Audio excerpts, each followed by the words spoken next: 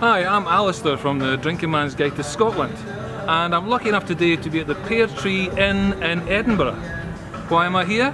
I am here because I am currently researching a book called 100 Great Scottish Pubs. One of the categories in that book is great beer gardens. Now in Edinburgh, the Pear Tree has, if not the best beer garden, it's certainly one of the best.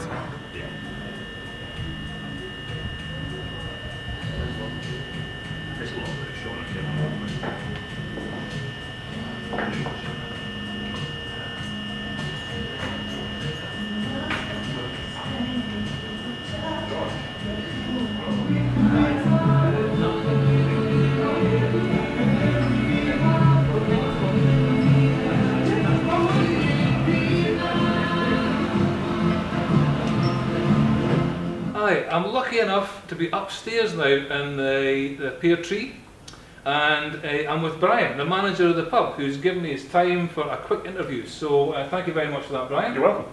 A couple of things I wanted to ask you. Right, first of all, the history of the pub. This pub's got lots of history. Can you tell me a bit more about it?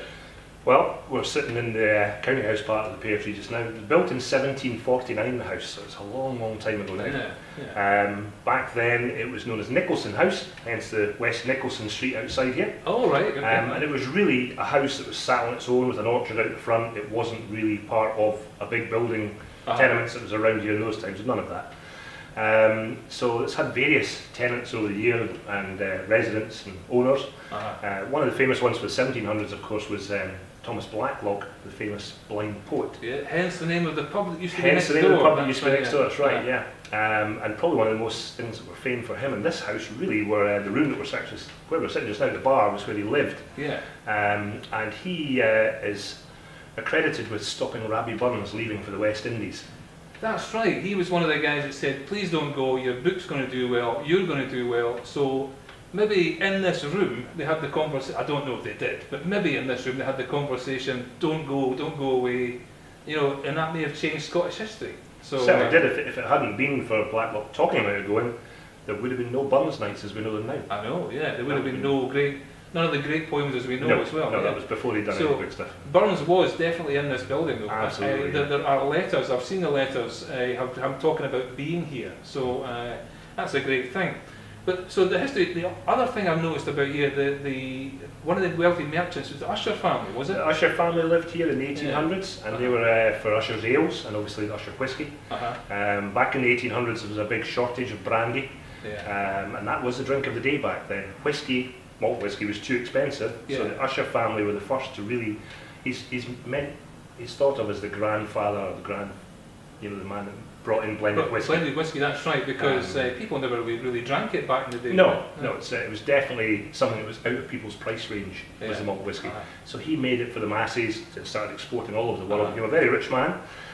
Gave the city of Edinburgh £100,000 back in the 1800s to build the Usher Hall. That's right, they built the Usher Hall and they modelled the dome of the Usher Hall on the dome that was in the ballroom, through next door. Yeah. So that's a bit of a claim to fame for the Pear Tree. But now, a beautiful building, beautiful gardens, beautiful beer garden, very vibrant pub. During the festival, what are you doing during the Edinburgh Festival? Well, we are one of the main comedy venues during the festival, without a doubt.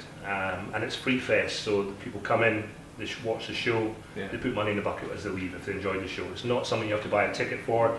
You can rock up and catch a show. I love that idea. Free fest. Free fest. So and you're having one show, 2 shows, 3 shows? I would love to say we'll only have 1 or 2 shows, and I could have a wee bit of feet up during the festival, but we're going to have 63 different shows per day in this building. Per day? 63 different shows per day. Yeah. So there's going to be something that people are going to like. Absolutely, there'll be something on. You can basically rock up here not knowing what's on, and there'll be at least 5 or 6 different shows on when you turn up. You can just walk straight into one. Excellent, excellent. Well, on that note, I'm going to put a note in my diary to come back here in the festival. And thank you very much for giving me your time. Thank you very much. Cheers. And we'll see you next time on the Drinking Man's Guide to Scotland. Slán